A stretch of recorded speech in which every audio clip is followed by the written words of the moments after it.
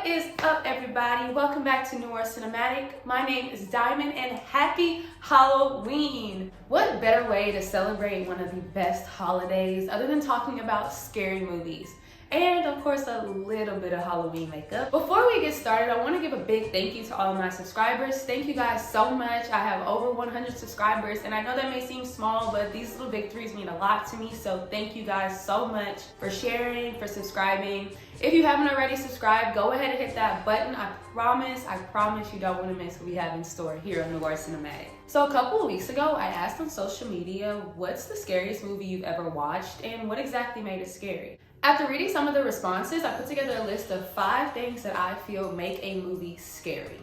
Of course, people can categorize a movie as horror or suspense or psychological thriller, but the effect that it has on the audience is really to each its own.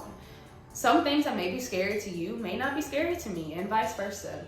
But I feel like if movies nail all 5 components of this list, that the movie will actually be scary to all audiences. Growing up, it was super hard for me to actually watch a scary movie. If I would watch one, the blinds had to be open, it had to be daytime, and I had to follow it up with SpongeBob or a Jolly movie to erase what I just saw. But now that I'm older, I feel that I've kind of become immune to scary movies. Immune's kind of a strong word. I don't necessarily say immune.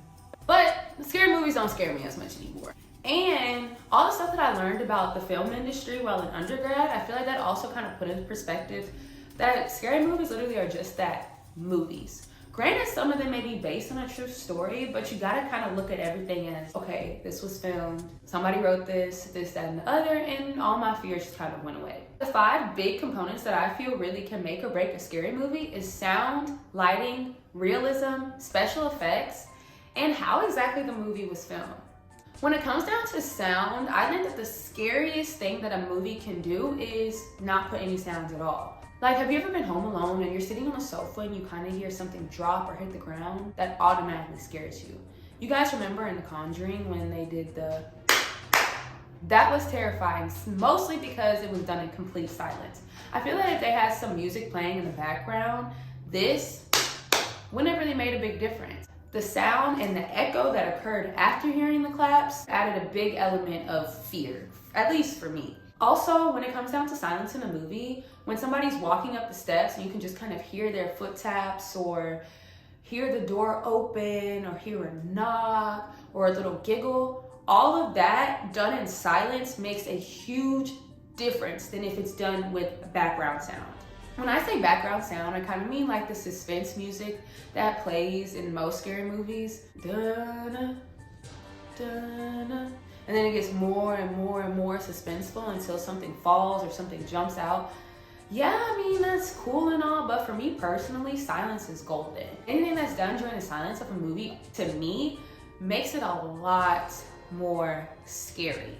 Another big element of sound that makes a difference to me is the use of Foley versus digital sounds. Foley sound, for those who don't know, is sound that's actually recorded and made specifically for the movie. Say that you're watching a scary movie and there's a part in silence where the actor is going up the stairs. Yeah, there's going to be a microphone there while filming, but the sounds that the microphone may pick up aren't always going to be as deep and as pure as the sound that they want to have in the actual final cut of the movie. A Foley artist would take probably like 3 or 4 steps that they have built or put together, made out of the same material that the actor is walking on. So if they're walking on mahogany wood, then they would build a little step out of mahogany wood, because certain woods make different sounds when you step on them. So it's really important that you kind of keep the same type of realistic sound. But the Foley artist would take the steps at the same time as the actor to really enhance the strength of the sound. And to me, the more realistic that the sound is, the better. I think that in that situation, if you would use kind of like digital steps, the pacing isn't going to be as realistic. Nothing is going to be as realistic as actually going in a Foley studio and recording that sound. So Foley sounds definitely make a huge difference in pretty much all movies. I would just go ahead and say that. But even when it does come down to like computer digitized or like computer made or downloaded sound, I will say that the sound of a child's laugh is absolutely terrifying. Because if you think about it, you're sitting down and you're just kind of, enjoying your life, enjoying your day, and you just hear a little laugh, it's gonna catch you off guard. I think children's voices in horror movies in general is terrifying, because when I hear something like a demonic spirit and I always hear like that deep, broken up voice, it doesn't scare me as bad as when it's the spirit of a child. Maybe it's because children are terrifying and children in scary movies are just extra terrifying. So when you hear them laughing or you hear them talking, does that make sense? But a lot of people do prefer the background music in scary movies because it helps them kind of prepare for the big jump or something that's about to happen next, which is great. But for me, when it comes to a scary movie, I do think the element of surprise is a really big deal, because that's what actually is scary. If I can predict something, it's not scary, and it's also not going to be that good, in my opinion. So the second thing on my list is lighting and color. The reason that I say color is because color makes a really big difference in movies. To somebody who's just kind of watches movies and watches shows just to watch them, you probably won't pick up on the importance of a certain color. Before making this video, I watched Insidious 2 just to kind of confirm my list of elements needed to make a movie scary. And they used the color red a lot in Insidious 2. I don't really remember Insidious 1, but I do know for a fact that this happened in Insidious 2. If you guys know, Insidious, the word, it has like 2 letters in the color red. And red is a really big prominent color throughout Insidious 2. The gate to their mother's house is red. They have a red door. There's red lights, a red window. Everything is red, red, red. Red really represents like blood, evil spirits, anger, like fear, types of stuff like that. So using it throughout the elements of a scary movie, that also does mean a lot. It also happened in the movie Malignant. Even the movie poster by itself had black and red. Red is just, to me, it's a really powerful color, especially in cinema. It can represent numerous things. Red was also a big prominent color in The Haunting of Hill House, the show on Netflix that came out in like 2018, I think. Other horror films use color to their advantage. Another color that I do see a lot used in horror films other than the color red is the color purple and green. And for me, when I think purple, I know a lot of people think royalty, but I don't really think royalty. When I think purple, I think of like voodoo. I think of like witches. I think of that type of element. So whenever it is used in horror films, I am really understanding to that fact. And the color green, for me, I don't really like when they use the color green, because I feel like green could be super happy or it could be like money. And for me, when I think green, I think money. So I don't really put those two things together. But when the horror films do use colors like purple, shades of purples or shades of red, it does kind of add a more demonic element to the film. And in something like Insidious 2, what I noticed is they have this red like flower light over the child, and it kind of foreshadows the story as well, because if you haven't seen Insidious 2, I'm sorry, it's super old, so at this point it's not even like a spoiler anymore. The red flower over the baby did kind of foreshadow the evil spirits that was going to mess and take over the baby. Same with the red kind of shining light throughout the house. It kind of showed the pathway that the spirit was moving. And then the red gates outside the house, to me, represented like, oh, evil lives here. Then the red door, it's just red, red, red. Everything red represented the same thing. And I know that everything was placed strategically, because as a film major and a film connoisseur, I know that everything in movies and TV shows is intentional. Even if you feel like it's not, everything is intentional. When it comes down to horror and thriller movies, darker and more dimmer lights is kind of like the norm. When people think of horror and they think of scary stuff, they think of the darkness. So keeping a movie pretty dimly lit does pretty much create that horror ambiance that a lot of the audience is looking for. But one of the scariest movies to me, and it was psychologically scary, is Midsommar. And Midsommar was super well lit. Like it was probably like 2 or 3 scenes that were actually dimly lit, but the rest of it was pretty light. But that was just because the story itself was scary. A movie is supposed to be scary and it's pretty well lit. The storyline itself needs to carry on that scary element if the lighting isn't doing the job. But just because a movie is dimly lit doesn't necessarily make it scary. I think that lighting in scary movies needs to be very, very, very particular, like a lamp or candlelight. There's a movie on Netflix right now, I watched it a year ago, called Winchester, and it's kind of like an older time period. So they use a lot of like the candle lights and like the little, what is it, like blubber lamps? I don't really know what it's called. The one, you know, y'all know what I'm talking about. To really light up the movie. And I think that does add a lot of element, because even though it is like a natural dark hallway, that little lamp, that little candle, that little piece of light that is showing is making a difference, is carrying along the story. Because if they have that little lamp that's in all the little scary movies, y'all know the lamp. Y'all know the lamp. You're just kind of walking. It casts a circular light, so it's picking up on the shadows in the background. You can kind of see like an entity run behind the character or a shadow in the distance. Those little lights do make a big difference. Candles or any other lighting fixture that kind of gives off like a yellow and orange light would be a lot more significant than just not having any light at all. The third thing on my list of what makes a movie scary is how realistic is this movie? The movie The Conjuring and every other movie in that universe is terrifying to me simply because they're based on actual tapes. Like actual stories from people that went through these types of things. Of course, movies and TV shows are going to make things more dramatic for the sake of cinematic purposes, but for the most part, if it says based on a true story, I'm locked in, but I'm also kind of like, I believe in ghosts. I believe in like evil spirits, demonic entities, all that stuff. So when I hear that stuff, that does put me into a state of fear, but it does make me want to watch it because I want to see what I need to learn.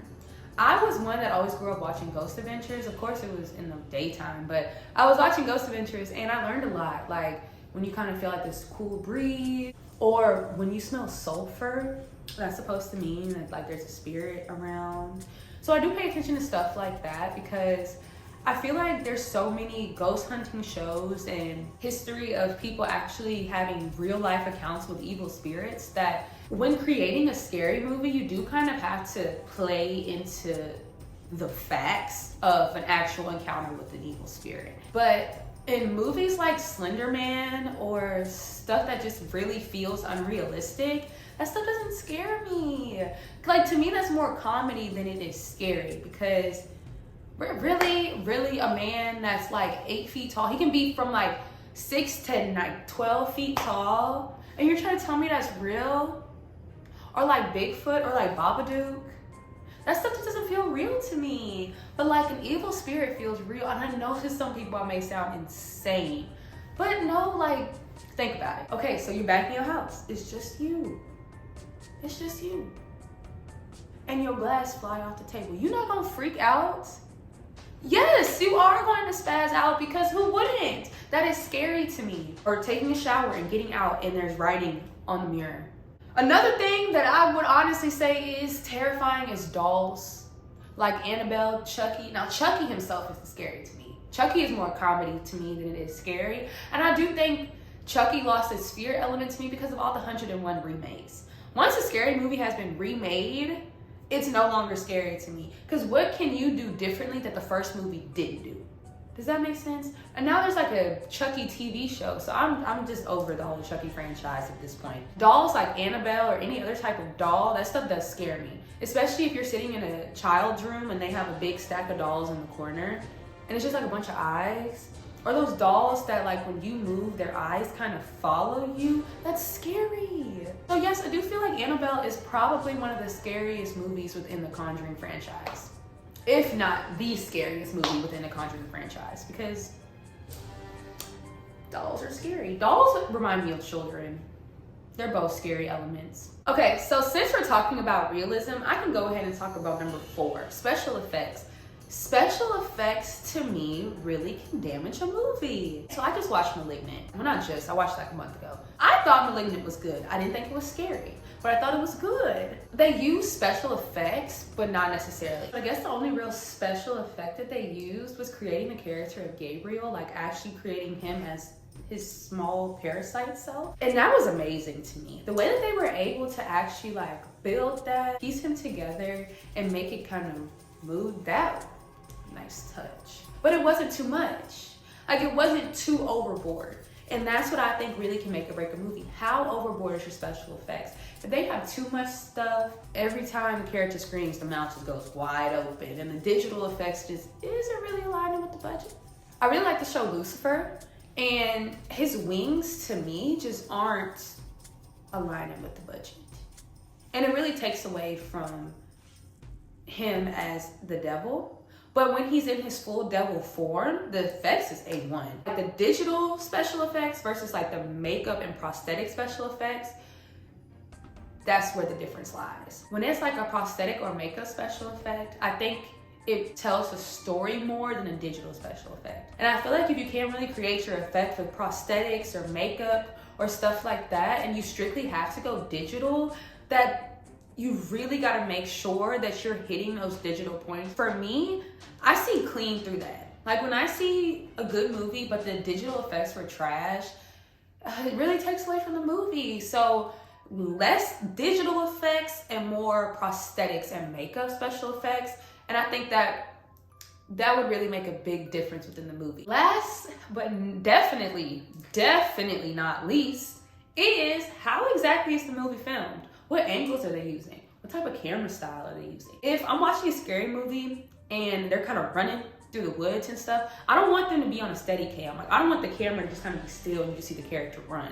I want the camera to be moving. I want to feel like I'm running with the characters. That's what I like to see.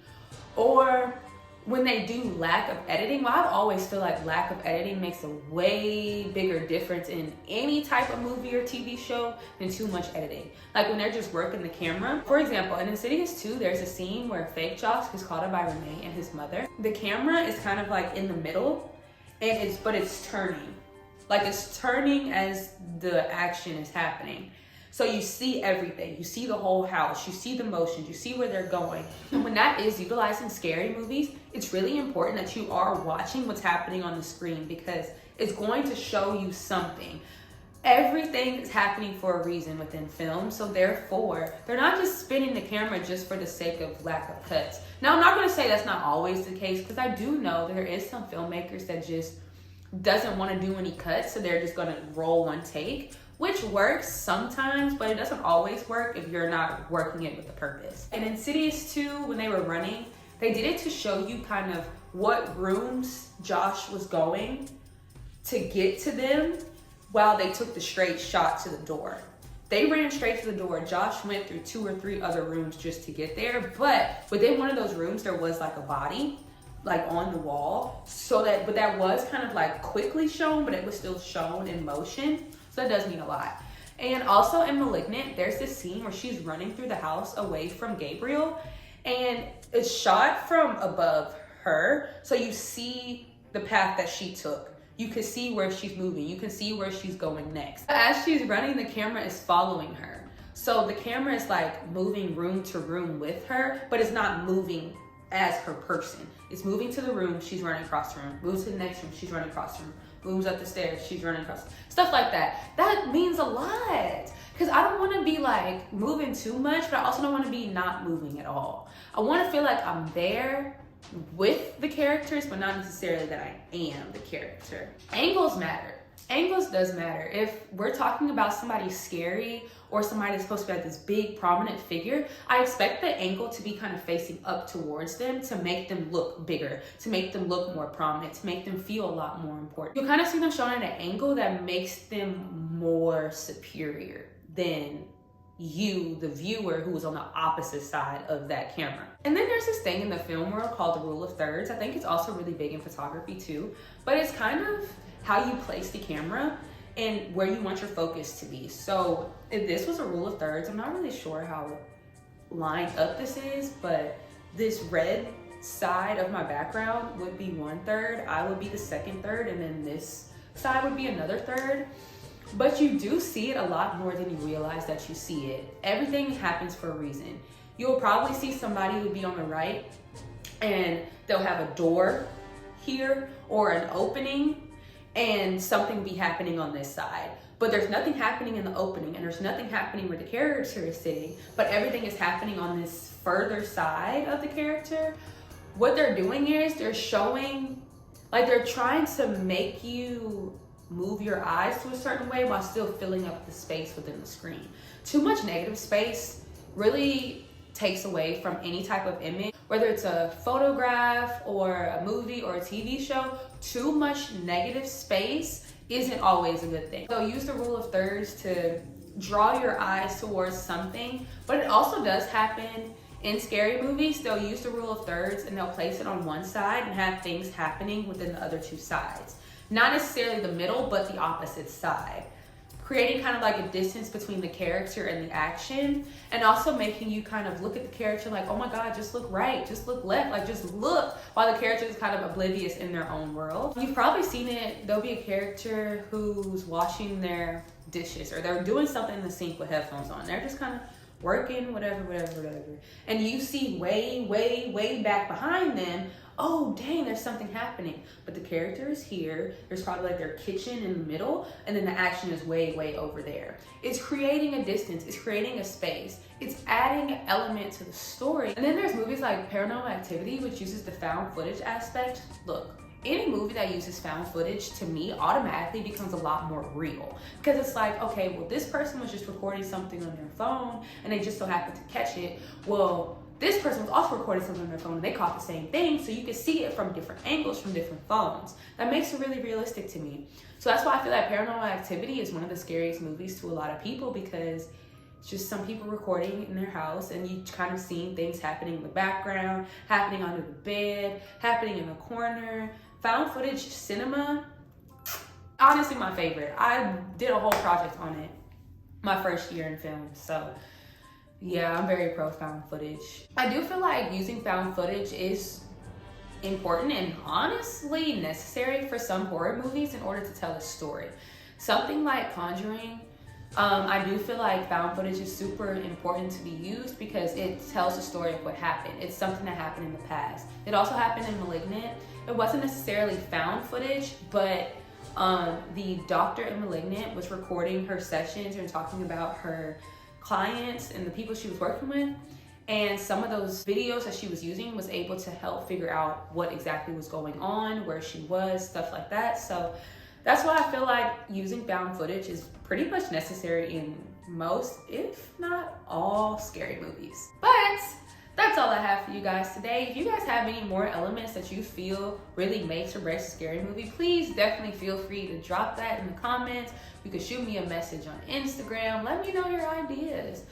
Also, let me know what you guys want to see coming up. I think that around most holidays, I am going to do kind of like holiday themed stories, holiday themed discussions, holiday themed videos, you know?